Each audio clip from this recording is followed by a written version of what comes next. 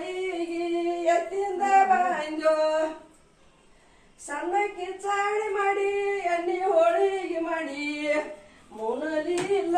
ತುತ್ತು ಮಾಡಿ ಮಗಳ ಉನಲಿಲ್ಲ ತುತ್ತು ಮಾಡಿ ಮಗಳ ತುತ್ತು ಮಾಡಿ ನೀ ಮಗಳ ಉಳಿಲ್ಲ ಶಿವರಾಯ ಮಗಳಿಗೆ ಎತ್ತಿಂದ ಬಂದೋ ಮಗಳಿಗೆ ಎತ್ತಿಂದ ಬಂದೋ ಅನ್ನ ಕುಂಬಳಕಾಯಿ ಹಳ್ಳಿನಾಗ ನಕ್ಕರದೀನಿ ಉಣಲಿಲ್ಲ